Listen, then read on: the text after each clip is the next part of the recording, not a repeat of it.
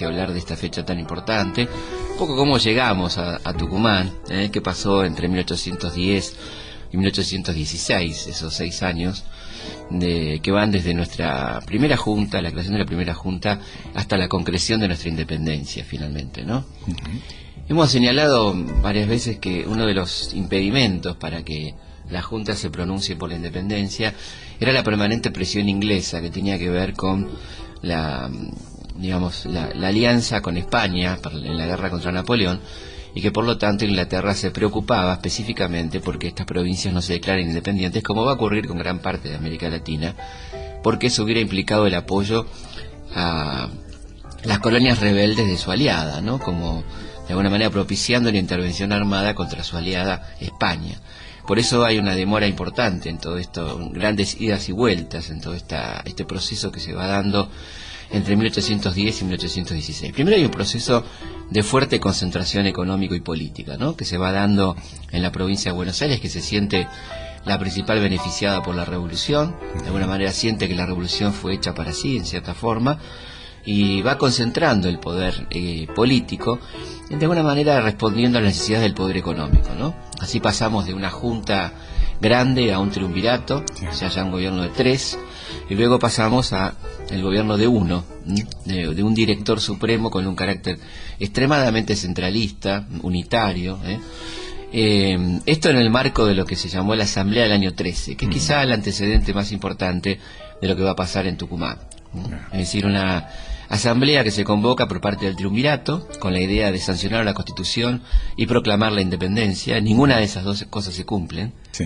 Hay una cantidad de cosas que se van dando dentro de la asamblea, como la apropiación del himno, el escudo, la moneda nacional, la bandera, que es aprobada oficialmente después de aquel rechazo rivadaviano, pero curiosamente no se proclama la independencia, ¿no? Acá tiene mucho que ver la muñeca de Alvear, que era el presidente de la Asamblea, que un poco respondiendo a los intereses ingleses acata esa resolución de no proclamar la independencia. Ante la sorpresa de gente como San Martín, por ejemplo, que decía que tenemos himno, acuñamos moneda y no tenemos independencia. Por ejemplo, y gente como José Gervasio Artigas, que envía a sus representantes, ¿no?, de la banda oriental con las famosas instrucciones que proponían la independencia, la proclamación de la República, el gobierno civil, la separación de la Iglesia del Estado, bueno, cosas realmente muy modernas que planteaba Artigas en aquellas instrucciones. Y es interesante porque Alvear, presidente de la Asamblea, quiere impugnar, de hecho impugna a los diputados orientales por la forma en que fueron electos, ¿no? Y son los únicos electos democráticamente, vale la pena decirlo, ¿no? Debe ser ese el problema. Claro, efectivamente. ¿Cómo se les ocurre elegir democráticamente a sus diputados, no es cierto? Mientras que los otros diputados fueron elegidos absolutamente a dedo. Vos representaste a la región, vos representaste a la otra, sí. Y así fue la cosa. O sea que lo que sí va a quedar de la asamblea va a ser la designación entonces del director supremo, una obra perdurable de la asamblea del año 13, así como el escudo, el himno, etcétera. Será la creación de un poder ejecutivo unipersonal, y así lo cuenta Alvear en sus memorias. Yo sentí al instante este gran defecto, un poder ejecutivo de varias personas, y siendo miembro de la Constituyente, traté de sondear los ánimos con el objeto de concentrar el poder en una sola persona. No había pues tiempo que perder y era preciso empezar por hacer en el gobierno una gran variación que pedían imperiosamente las circunstancias. El coronel San Martín había sido enviado a relevar al general Belgrano, y la salida de este jefe de la capital, que habíase manifestado opuesto a la concentración del poder, me dejaba más expedito para intentar esta grande obra. Necesitaban que San Martín no estuviera porque era una figura ya importante, digamos, en el ámbito local, y se oponía claramente a la concentración de poder. Ya tenía sobre sí el triunfo de San Lorenzo, era un militar prestigioso, y es interesante ver a quién designa Alvear, ¿no? A su tío Gervasio Posadas, en un caso de nepotismo inverso, podríamos decir. Claro. Generalmente el nepotismo, como su nombre lo indica, del latín viene, usted que estudió en Buenos Aires. Sí, nepote, sobrino. Nepote, precisamente. Sobrino. Bueno, Acá es al revés, o sea que en general la gente designaba a sus sobrinos. Acá el sobrino, Carlitos María de Alvear, va a designar a su tío don Gervasio de Posadas, que era una especie de la Rúa, una cosa así, ¿no? Fíjate, él mismo se describe de esa manera, ¿no? Haciendo un salto en el tiempo. Esta designación me salió como no pensaba. Después de consultar con hombres de consejo, acepté sujetarme a la cruz hasta lograr la oportunidad de soltarla con decoro. Años después escribí en sus memorias: yo goberné y no fui gobernado. Pensaba más que dormía, trabajaba y consultaba, y sobre todo, deseaba el acierto y propendía a él. Si a pesar de ello hubo errores, de los hombres es el errar. Yo todo lo acordaba con los secretarios, leía antes de firmar, devolviéndoles lo que no me agradaba. Demasiadas aclaraciones, ¿no? Cuando decía pensaba más que dormía, por ejemplo, y esas cosas. Parece que hay algunos que pensaban al revés que él. Claro, parece que aclarar eso, ¿no? Para un gobernante no es necesario, qué sé yo, no me parece, ¿no? Y este señor va a ser el que le va a poner precio a la cabeza de Artigas, 6.000 pesos por traidor a la patria, Posadas, Sí, a una patria que no existía. En los momentos que no dormía, escribía decretos como este contra José Gervasio Artigas. Una cosa increíble, realmente increíble, ¿no? Y como hemos recordado muchas veces, finalmente Alvear decide deshacerse de su tío y gobernar él por su cuenta, El directorio de Alvear, que tiene bastantes situaciones parecidas a una dictadura, aunque la historia oficial no la califica de tal. Hubo cierres de periódicos, censura previa, y aquel famoso, que recordamos muchas acá, proyecto para entregar estas colonias a Gran Bretaña, a Lord Stranford, que afortunadamente fracasa. Y esto es lo que va a provocar efectivamente que se produzca la caída de Alvear, que cuando va a Río de Janeiro cuenta todos los secretos militares argentinos. Se entrevista con el embajador español, ¿sí? Y le narra todos los secretos militares, ubicación de los ejércitos, cantidad de armamento que tenemos, etcétera. Un verdadero traidor a la patria, ¿no? Don Carlos María de Alvear, aquel que calificó nada más y nada menos que al protector de los pueblos libres, José Gervasio Artigas, como traidor. El traidor era él, sin duda, ¿no? La historia no habla de esta parte, de ese Alvear. No, la verdad que ver las cosas de otra manera, ¿no? Todo esto indignó enormemente a los ejércitos, a los jefes de los ejércitos. San Martín, el de los Andes, que renuncia a su cargo, pero un cabildo abierto lo repone en el cargo de gobernador de Cuyo.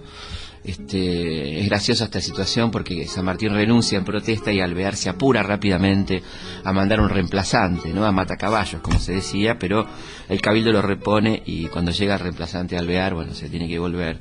No fue bien recibido, digamos, no fue muy bien recibido, vamos a decir la verdad. Venía, ¿no?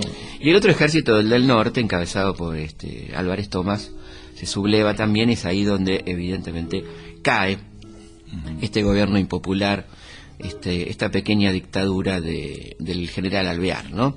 Vamos a ver qué decía Álvarez Tomás en su proclama. Cuando un pueblo valiente, generoso y lleno de virtudes se ve ajado, oprimido y degradado por la pequeña fracción de hombres inmorales y corrompidos que en la actualidad componen y son los agentes del gobierno que representa el general Alvear, es un deber sagrado de sus hijos librar a sus hermanos y compatriotas de los horrores que sufren. Estas y otras razones nos han decidido, de unánime consentimiento, a negar la obediencia al actual gobierno de Buenos Aires mientras se halle regido por el general Alvear o por cualquiera de las personas que forman aquella fracción aborrecida, protestando que no depondremos las armas hasta que aquel benemérito pueblo haya por sí elegido libremente su gobierno. Una reacción del interior, de alguna manera, frente a esta dictadura centralista de Alvear. Y bueno, esto termina efectivamente con esta renuncia, con esta huida a Río de Janeiro, como decíamos, y esta verdadera traición, de contar todos estos secretos militares y digamos, entregarse al rey, ¿no? Una especie de vuelta de Alvear a... Efectivamente, a España, fíjate la carta que le entrega al embajador español, ¿no? Lo que dice este señor, que tiene una avenida muy linda en Buenos Aires y que efectivamente se tuvo el tupé de declarar traidor a Artigas, ¿no? Es muy sensible a un español que nació con honor y que procuró acreditarse entre los gloriosos defensores de la nación, presentarse ahora a vindicar su conducta en actitud de un delincuente y con las sombras de un rebelde y enemigo de su rey. Yo habría ido lejos de los hombres a ocultar mi vergüenza si no conservase una esperanza de poder hacer más disculpables mis procedimientos, o si conociera menos la clemencia del soberano y la indulgencia de sus ministros, enseñados en la escuela de la desgracia. Mira vos lo que enseña la escuela de la desgracia, ¿no? Sí. A ser traidores. A traicionar. La desgracia te lleva a la traición, aparentemente. Bueno, lo concreto es que este hombre concretó esta traición, estando escapado, digamos, en Río de Janeiro, abandonando el gobierno. Y ahora sí, Álvarez Thomas toma la decisión de convocar al Congreso, que prudentemente aconsejado se da cuenta que ese Congreso no se puede reunir en Buenos Aires de ninguna manera, y plantea entonces el centro del virreinato, teniendo en cuenta la zona ocupada por el Indio y el norte, el límite con el Perú. La mitad del virreinato era entonces la ciudad de Tucumán, una ciudad muy importante en el nudo comercial entre el Alto Perú y Buenos Aires, ¿no? Una zona fundamental. Vamos a ver cómo se elegían los diputados para este Congreso, ¿no? Un diputado cada 15.000 habitantes, lo que favorecía a Buenos Aires, que tendría 7 diputados, mientras que, por ejemplo, Jujuy tendría uno solo. La mayoría de las provincias rechazaron el estatuto, en el que advertían claramente una maniobra más del centralismo porteño, ¿no? Pero aceptaron enviar diputados al Congreso. En cambio, se pusieron las provincias que estaban bajo la influencia de Artigas: Entre Ríos, Santa Fe, Corrientes y la Banda Oriental.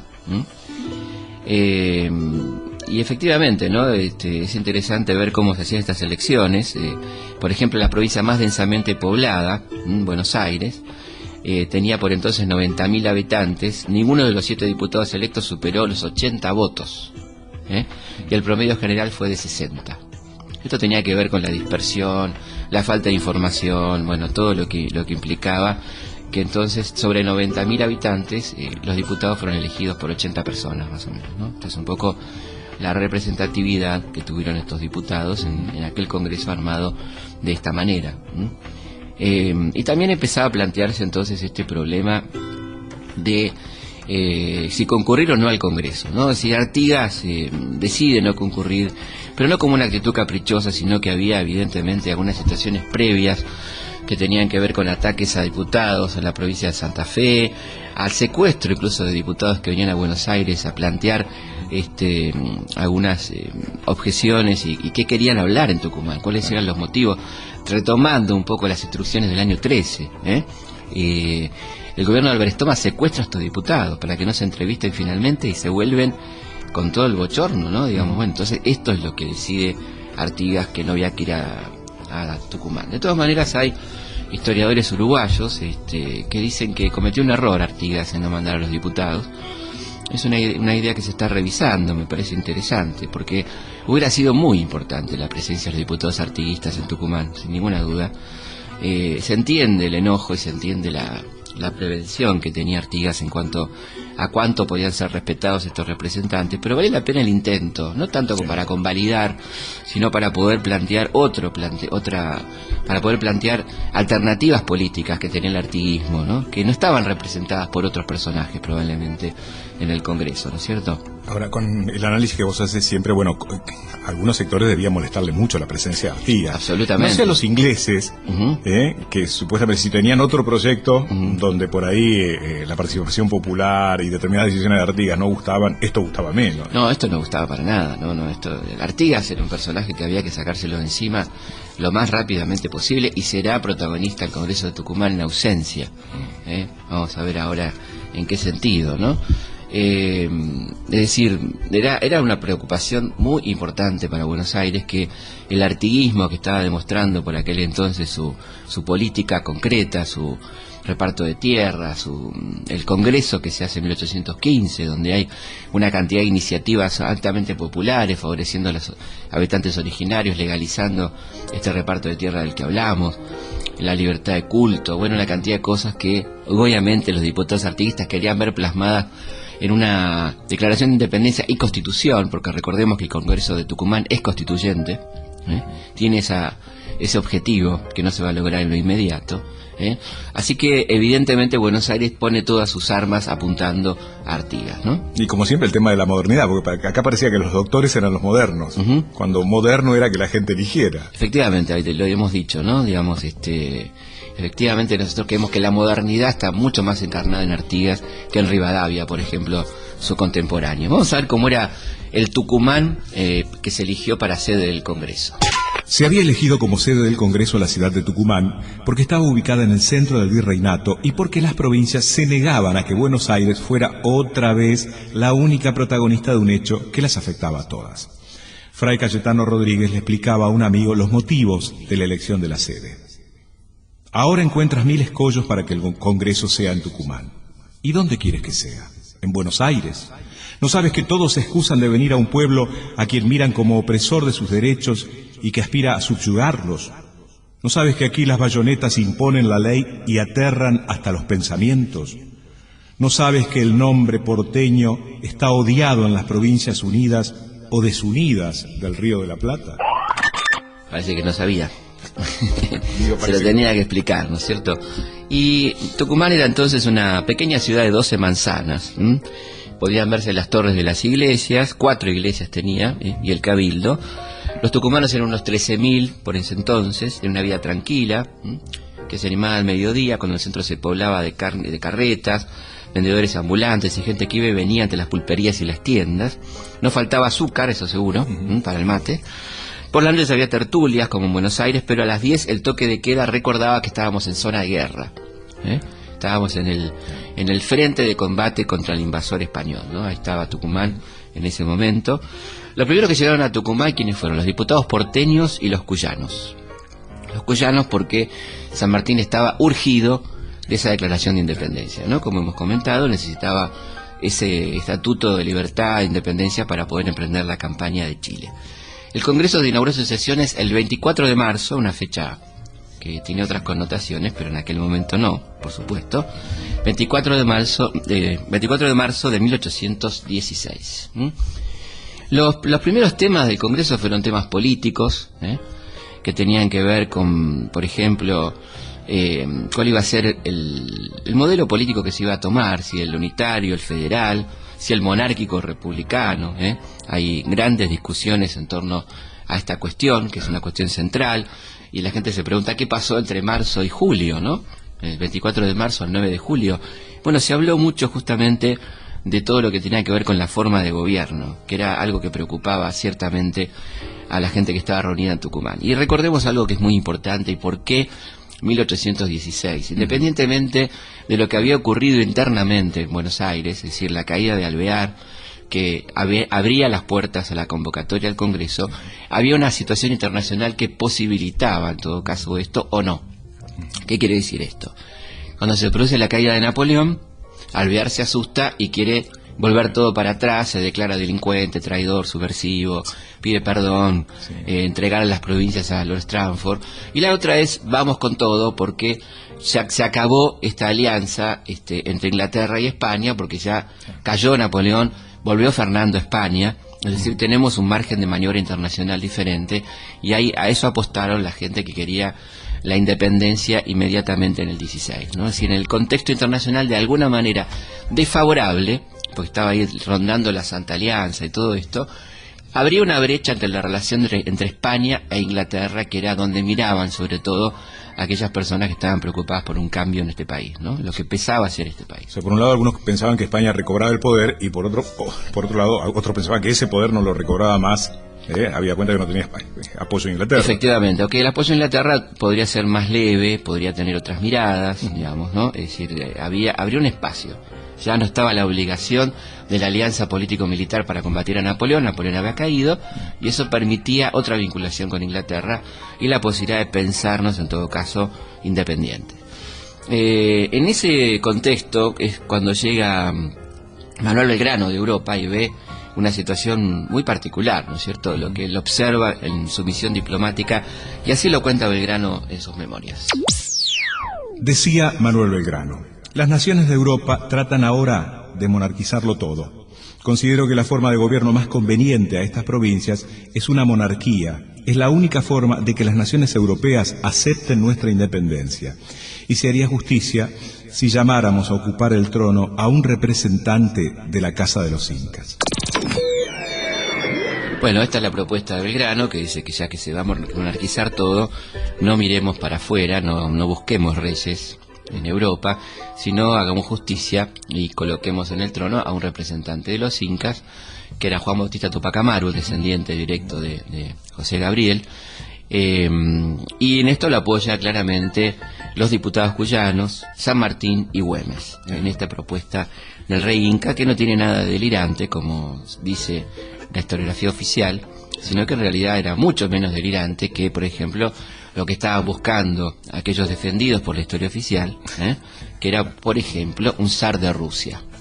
Eso sí que es exótico, porque se suele calificar como exótica la propuesta de Belgrano, y algo exótico es algo extranjero, algo ajeno al lugar, eso es exótico, ¿no? ¿Qué más ajeno que un rey, un zar de Rusia, por ejemplo, ¿no? Claro, en este caso hay dos justificaciones. Por un lado, el tema político, o sea, van a aceptar una monarquía. Exactamente. Entonces, bueno, tengamos una monarquía. Sí. Ahora, por el lado de la justicia, sería justo que el monarca no fuera un descendiente de españoles. Efectivamente, ¿no? Que reivindiquemos efectivamente la tradición histórica. La herencia común de un pueblo es su historia. Bueno, continuando con el relato vinculado a Tucumán, ahí a esta propuesta belgraniana que veníamos comentando, ¿no?, del rey inca, se opone tenazmente el diputado porteño Anchorena, que dice que cómo vamos a tener a un monarca de la casta de los chocolates, a un rey en hojotas, Pero habías dicho que de los chocolates hubiera sido un descendiente de los aztecas. De los aztecas. Claro, exactamente. La verdad que el chocolate no le cabe a los incas, sino a los aztecas. Bueno, ahí comienza un debate que se empieza a complicar, y Fray Justo Santamaría de Oro aplica un poco la muñeca política y pide que se consulte al territorio antes de tomar una determinación sobre qué forma de gobierno vamos a adoptar, y comienzan entonces la idea de empezar a apurar un poco la declaración de independencia por parte de un hombre que no está presente en el Congreso, pero que está muy atento y en permanente contacto con sus diputados, Laprida, Godoy Cruz, etcétera. Y justamente a Godoy Cruz le escribe José de San Martín esta maravillosa carta. ¿Hasta cuándo esperamos declarar nuestra independencia? ¿No le parece a usted una cosa bien ridícula acuñar moneda, tener el pabellón y cucarda nacional, y por último hacer la guerra al soberano de quien en el día se cree dependemos? ¿Qué nos falta más que decirlo? Por otra parte, ¿qué relaciones podemos emprender cuando estamos a pupilo? Ánimo, que para los hombres de coraje se han hecho las empresas. Grande, ¿no?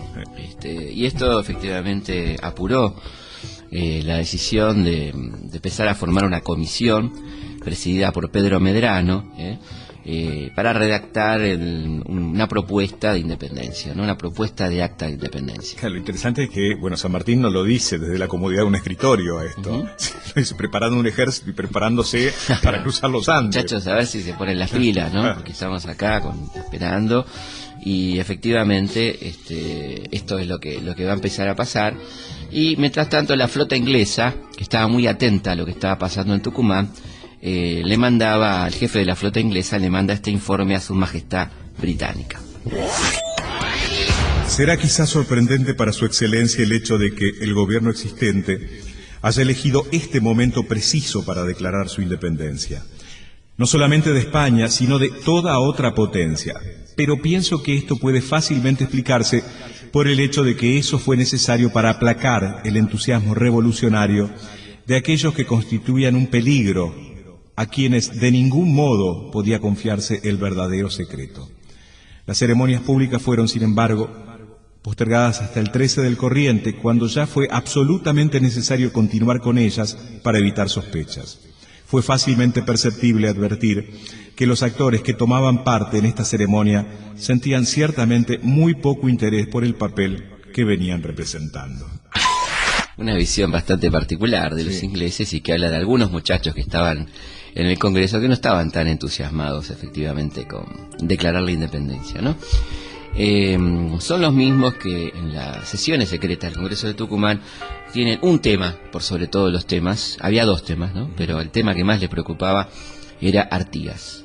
El otro tema era la búsqueda de un príncipe para coronar en el Río de la Plata, ¿no? Que son las llamadas sesiones secretas del Congreso de Tucumán. Lo bochornoso, digamos, es que se está tratando de propiciar la invasión portuguesa a la banda oriental para terminar con Artigas. Esto se está tratando en las sesiones secretas del Congreso de Tucumán, lamentablemente, y bueno, en cierta forma esto se va a lograr. Fíjense ustedes, por ejemplo, cómo Artigas reacciona frente a los movimientos que se están haciendo y le envía esta carta a Pueyrredón. ¿Hasta cuándo pretende Vuestra Excelencia apurar nuestros sufrimientos? 8 años de revolución, de afanes, de peligros, de contrastes y miserias deberían haber sido suficiente prueba para justificar mi decisión y rectificar el juicio de ese gobierno. Ha reconocido él en varias épocas la lealtad y dignidad del pueblo oriental, y él debe reconocer mi delicadeza por el respeto a sus sagrados derechos. ¿Y Vuestra Excelencia se atreve a profanarlos? ¿Vuestra Excelencia está empeñado en provocar mi extrema moderación? Tema, Vuestra Excelencia, solo en considerar las consecuencias. Promovida la agresión de Portugal, es altamente criminal en repetir los insultos con que los enemigos consideran asegurada su temeraria empresa. En vano es que quiera su gobierno ostentar la generosidad de sus sentimientos. Ellos están desmentidos por el orden mismo de los sucesos, y esto llevan el convencimiento a todos de que Vuestra Excelencia se complace más en complicar los momentos que en promover aquella decisión y energía necesarias que reaniman el ánimo de los libres contra el poder de los tiranos. Es importante recordar que estas palabras del gran y querido José Gervasio Artigas confirman esto de que el directorio de Pueyrredón, de todos estos muchachos, estaba mucho más preocupado por Artigas que, por ejemplo, por abastecer de armamento a Güemes, que estaba peleándola solo en el norte con su pueblo, o San Martín, que tiene que venir reiteradamente a pedir dinero para apoyar la campaña, ¿no? Todo estaba orientado a terminar con José Gervasio Artigas, este verdadero peligro para el poder de Buenos Aires, porque era el hombre que estaba haciendo la reforma agraria, como dijimos, en la banda oriental, proponiendo otro modelo nacional, popular y revolucionario del otro lado del río apenas, ¿no? Y crearle 3 frentes, o sea, el que tenía con los españoles por la lucha por la independencia. Efectivamente. Crearle, bueno, el que tenía con los porteños por este enfrentamiento, y además el de los portugueses. Efectivamente, que hacen cosas como esta, como reconoce el general portugués Chagas Santos. Destruidos y saqueados 7 pueblos de la margen occidental de Uruguay, y saqueados solamente los pueblos de Apóstoles, San José y San Carlos, quedando hostilizada y saqueada toda la campaña adyacente a los mismos pueblos por espacio de 50 leguas, no pudiendo yo continuar para perseguir y atacar a Artigas en su propio campamento, como era mi deseo, por falta de caballos, el 13 del mismo mes volvimos a pasar el Uruguay y nos reunimos en este pueblo San Borja. De este territorio se saquearon y fueron traídas a esta banda más de 50 arrobas de plata, muchos y ricos ornamentos, muchas y buenas campanas, 3.000 caballos, otras tantas yeguas, aparte de 130.000 pesos. En suma, las hostilidades y daños que hemos hecho y continuamos haciendo en este país, que va a quedar destruido, es sin duda el golpe más sensible para Artigas. Bueno, esto fue propiciado entonces por el directorio de Pueyrredón, que le pedía a los brasileros que invadan nuestro país. Esto lamentablemente pasó en medio de aquel contexto de Congreso, avalado por algunos diputados porteños, aquellos que estaban más preocupados por la presencia de Artigas. La parte linda de todo esto es la parte festejable, es que finalmente se hace caso a lo que San Martín planteaba, y el 9 de julio, a eso de las 2 de la tarde, comenzó a sesionar finalmente el Congreso bajo la presidencia de Laprida, como todos sabemos. Recordemos que la presidencia era rotativa, ¿no? En ese momento le tocó la presidencia al diputado Porcuyo, Narciso Laprida, Y el secretario Paso leyó esta siguiente fórmula, ¿no? Si querían que las provincias de la Unión fuesen una nación libre de los reyes de España y de su metrópoli, y todos los diputados aprobaron por aclamación la propuesta de Paso. Pero San Martín no se queda conforme con esto, ¿no? Porque solamente planteaba la independencia de España y su metrópoli, y comienza a presionar para que el acta fuera más clara y explícita, sobre todo teniendo en cuenta las tratativas con Portugal que acabamos de comentar, etcétera, etcétera, y logra finalmente que se agregue esta parte que dice exactamente: después de sucesores y metrópolis, de toda dominación extranjera, y dice el acta, para sofocar el rumor de que existía la idea de entregar el país a los portugueses. Claro. Claro, para no sofocarlo no lo habían puesto. Bastante explícito todo esto, ¿no? Y finalmente hay algo en este acta del día 19, que es el acta definitiva de nuestra independencia, donde dice: fin de la revolución y principio del orden. Fin de la revolución y principio del orden, que de alguna manera es lo que estaban diciendo los ingleses, como que ahora venía una etapa de, bueno, basta ya de revolución, ¿no? Llega el momento de el orden, de ir un poco calmando los ánimos, de crecimiento de un poder más conservador, que se va a dar efectivamente. El traslado del Congreso a Buenos Aires por pedido de Pueyrredón, por la distancia que había entre un poder legislativo y un poder ejecutivo, hace que ese Congreso se torne más conservador y redacte la primera Constitución argentina, que es la Constitución de 1819, absolutamente unitaria y centralista, y que es la madre de la Guerra Civil, que ya se venía dando contra Artigas, pero que ahora evidentemente tiene un estatuto, ¿no? Es esa Constitución absolutamente antinacional, antipopular, antifederal, que desata la Guerra Civil, que va a tener su primer gran combate en Cepeda en 1820, ¿no? Definitivo, donde se produce la caída del directorio y donde San Martín tiene un rol protagónico. Es decir, al no participar con sus tropas de esa batalla, como le piden los directores supremos, propicia la caída de ese régimen impopular que era el directorio, ¿no? Bueno, Felipe, tenemos que saber también qué pasó con el acta de la independencia. Tenemos que saber, exactamente. Tenemos que saber que el acta de la independencia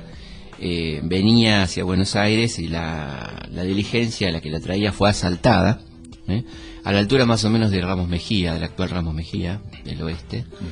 Y bueno, entre las cosas que se robaron estaba el acta.